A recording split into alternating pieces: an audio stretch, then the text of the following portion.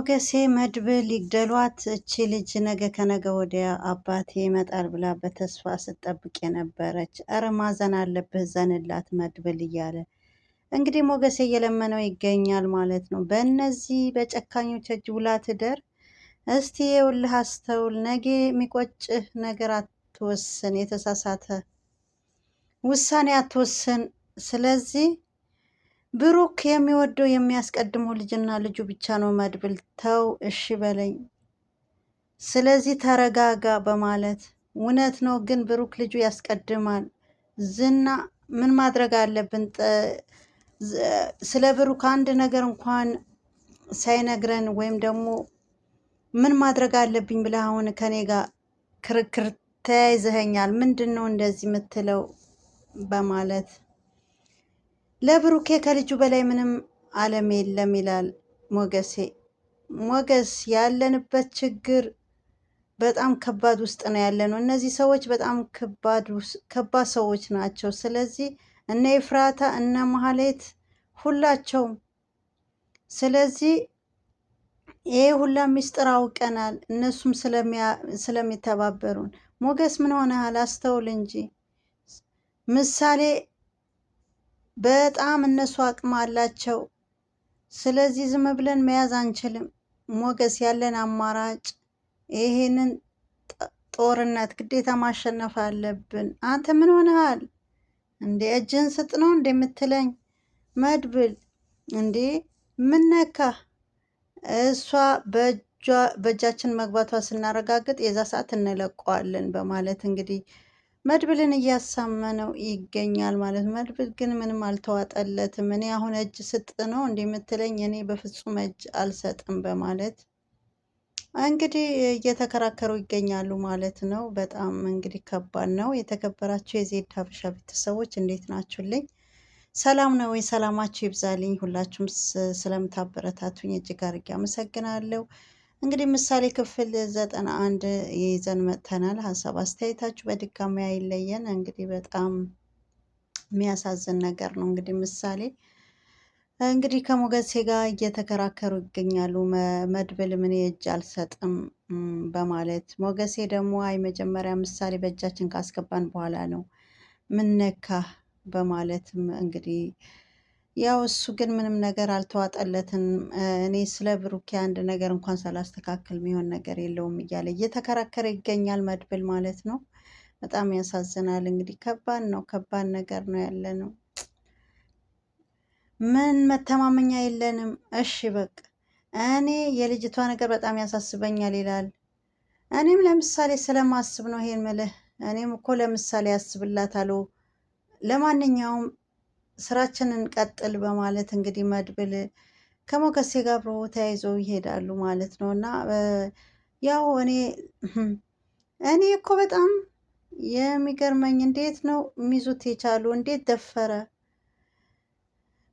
ውሻ መውጫ ካጣ አሳዳጊው ይነክሻል ሲባል አልሰማሽም እንዴ?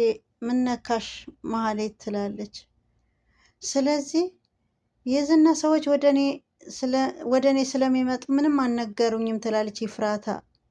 እኔ ግን እንደዚህ አይነት ነገር በጭራሽ አላስብም ነበረ ትላለች ማህሌት። ዝና ግን ተዘናግቶ ነበረ። አሀ መድብል ነዋ እንደዚህ በይልኝ ያለሽ? አይ ከዛ ሲገባ መጣና ጣለው።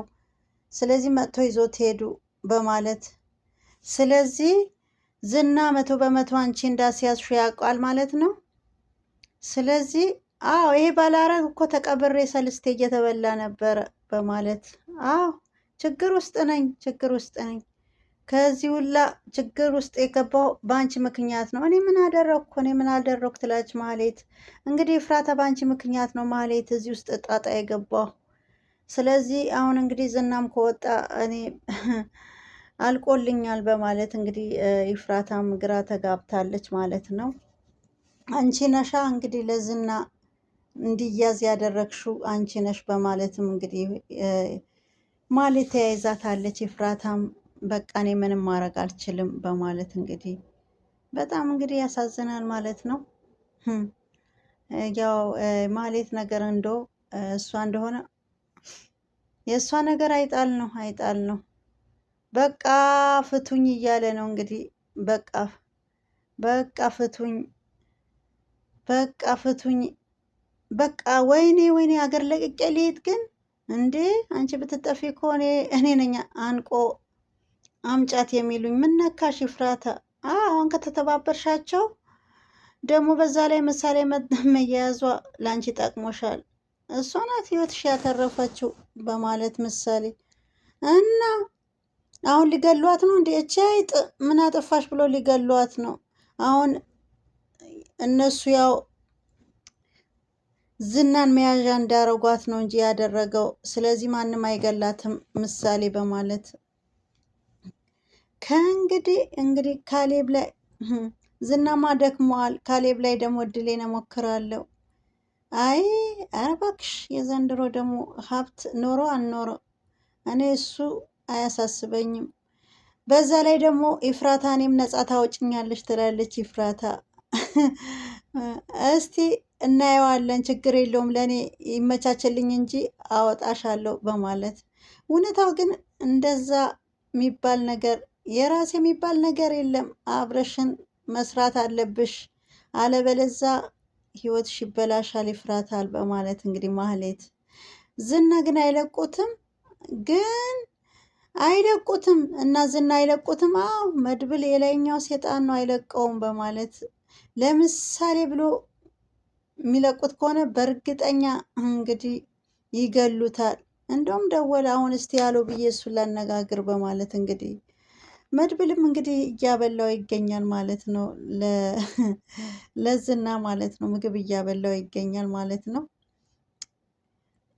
መቼም ወንድ ልጅ በወንድ አይጨክንም እየበላ ምግቡ በማለት እንግዲህ መድብል አይ ወንድ ስለሆንክ ነው እንደዚህ የምጨክነው ለአንተ ብዬ መሰለኝ ማጎርስ በማለት እንግዲህ ጭራሽ ማጉረሱን እንደ ውለታ እየቆጠርከው ነው እንዴ መድብል? ለምን አትፈቱኝም? ይበቃችኋል፣ በቃ ፍቱኝ ይላል ዝና። አፉ ዝጋና ዝም ብለህ ጉረስ ብላ በማለት እንግዲህ ውሃ ስጠኝ በማለት ውሃ ነው ያልከው በማለት ጭራሽ ውሃም ያምርሃል እንዴ? ምግብን ዝም ብለህ ብላ በማለት መድብል እንግዲህ አይዝና ይህንን ራሱ እኔ መድብል ሆኜ ነው እንጂ ሌላ ሰው ቢሆን አንድ ነገር አይሰጥህም በማለት እንግዲህ እየተሰለቅ ውሃን ቆኛል ውሃ ስጠኝም ሲለው ውሃ ያምርሃል እንዴ? ውሃ በፍጹም አታገኝም።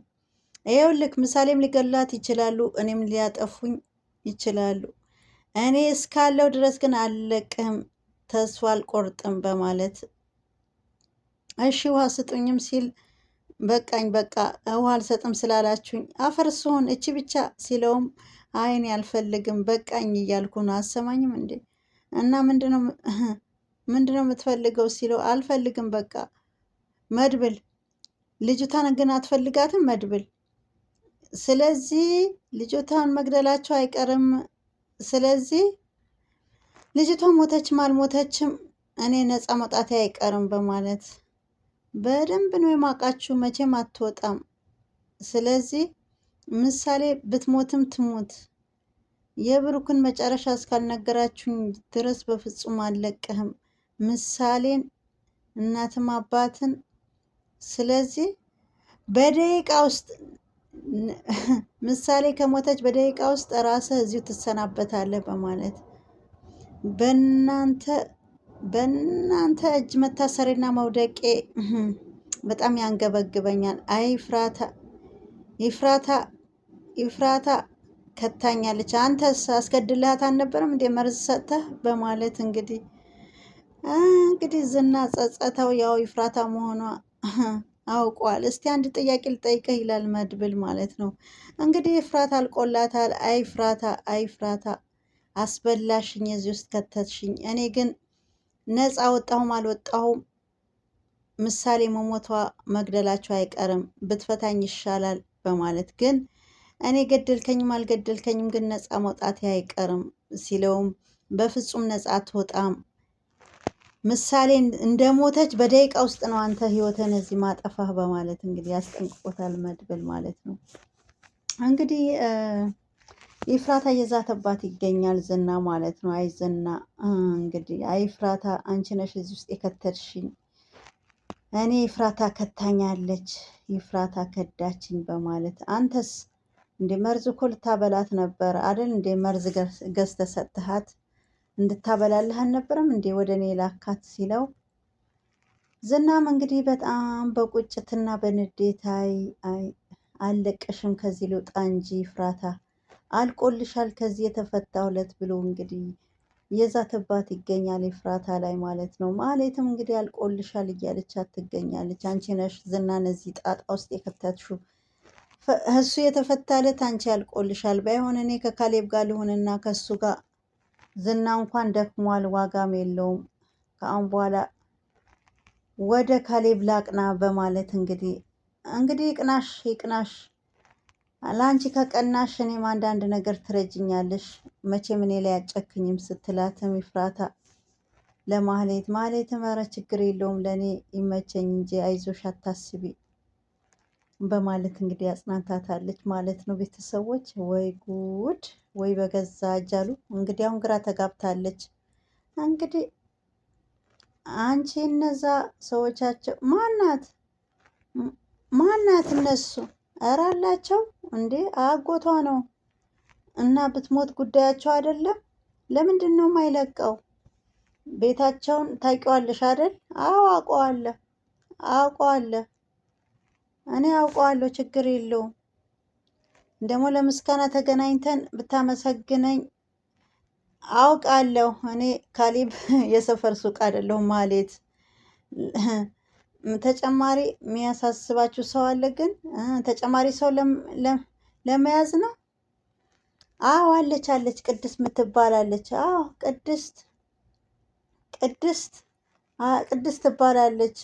ሰራተኛችሁ ግን ናት በማለት እንግዲህ የወንድሙ ልጅ ሲባል ደግሞ ሰራተኛው ብንይዝበት እንዴት ምን ያክል ይዛመዳሉ ብዬ ስጠይቅሽ እንኳን ንግግር ማትች እህትሽ አሁንም አሁንም እህትሽ ልትነግርሽ ፈቃደኛ አይደለችም ሲላት፣ አይ ፈርታ ነው ያለችው እህቴ፣ በዛ ላይ ተጨንቃለች፣ ለዛውም ሽንቷ መቆጣጠር አቅቷታል ብለሽ ስታወራ እኮ እየሰማዋት ነው። ስለዚህ ለማንኛውም የነብርን ጫፍ ከያዙት አይለቁም ነው የሚባል። ስለዚህ እህትሽም እያወራች እየሰማዋት ነው። እሺ በዩ ትላለች ይፍራታ። እሺ ካሌብ ትላለች። እንግዲህ ይገርማል ማለት ነው።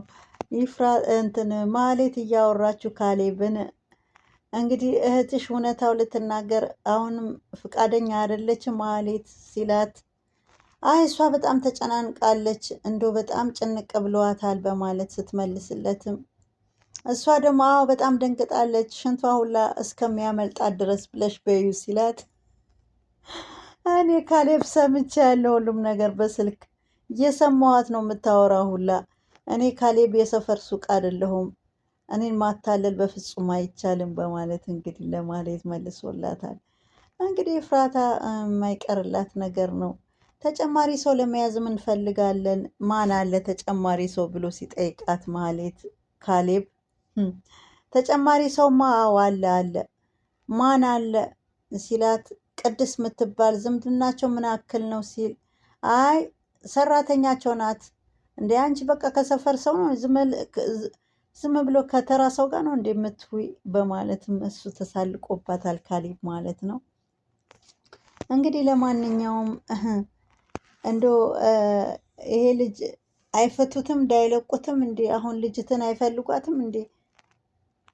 ማይፈልጓት ይመስለኛል። እንግዲህ ባይፈልጓት ነው እንጂ እስካሁን ድረስ ሲለቁት ነበረ በማለት እንዶ ዘመድ የላትም እንዴ? ደህና ዘመድ እንኳን ለምንድን ነው ሁላቸውም ዝም ብሎ ችላ ያሏት? ምሳሌ ዝና ካልተለቀቀ ምሳሌ እንደማያገኟት ንገሪያቸው። ቤታቸው ታውቂያለሽ ማህሌት ብሎ ሲጠይቃት ካሌብ አውቀዋለሁ ችግር የለውም በማለት እንግዲህ አውቀዋለሁ አሳይሃለሁ ስትለውም እንግዲህ ተናግራለች ማለት ነው። በጣም ግን ያሳዝናል ማለት ነው። በጣም እንግዲህ ምሳሌ እስካሁን ድረስ እንግዲህ አንድ ክፍል ውስጥ ታግታ ተቀምጣለች። ምንም በማታውቀው ነገር ማለት ነው።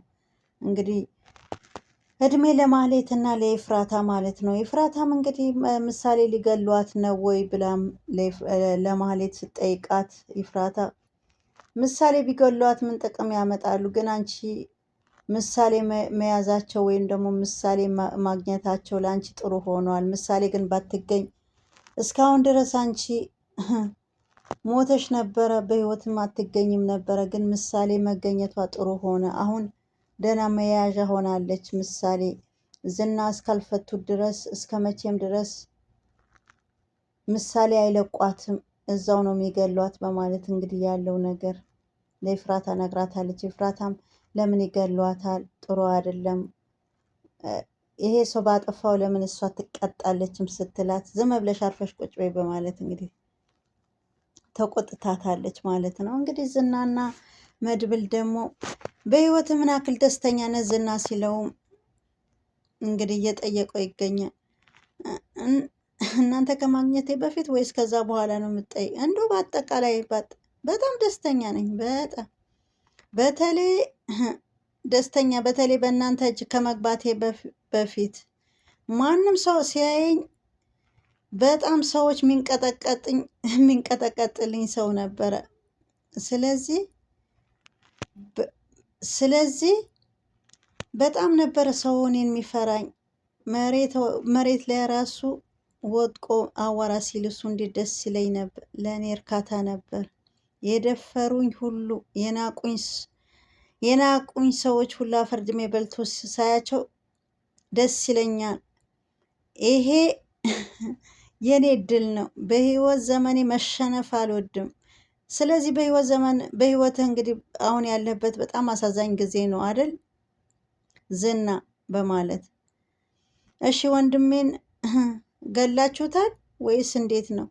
ስለ ልጅህ አስብ፣ ስለ ልጁ አስብ፣ ስለ ብሩኬ ልጅ አስብ።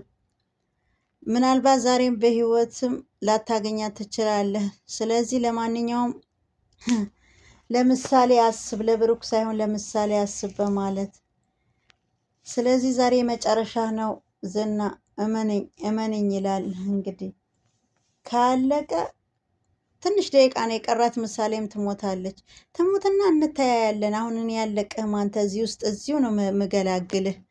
እኔ አሁን እሷ ልክ ከገደላቻት ሴኮንድ አትቆይም፣ እዚሁ ነው መገላግልህ በማለት እንግዲህ መድብልም እንግዲህ ሁሉም ነገር እንግዲህ ለዝና አስጠንቅቆታል ማለት ነው። ዝናም እንግዲህ ሁሉም ሰው ነበር እኔ የሚፈራኝ፣ አሁን ግን በእናንተ እጅ ገብቼ እንዲህ ተዋርጄ ያለው በማለት እንግዲህ በተለይ እኔን የናቁኝና ያዋረዱኝ ሰዎች አፈርድሜ ሲበሉ በጣም ደስ ይለኛል። አዋራ ልሶ መሬት ላይ ሲንከባለሉ ማየቴ የኔ ትልቅ እድል ነው በማለት እንግዲህ ያለው ነገር ተናግረዋል ማለት ነው ቤተሰቦች። እና ለማንኛውም እንግዲህ ሀሳብ አስተያየታቸው አይለየን። ምሳሌም እንግዲህ በጣም ታሳዝናለች። እስቲ መጨረሻው የዝናና የምሳሌ መጨረሻ ምና ይሆናል። እንግዲህ ኤፍራታና ደግሞ ማህሌት በጣም ፈርተዋል ማለት ነው፣ ግራ ተጋብተዋል።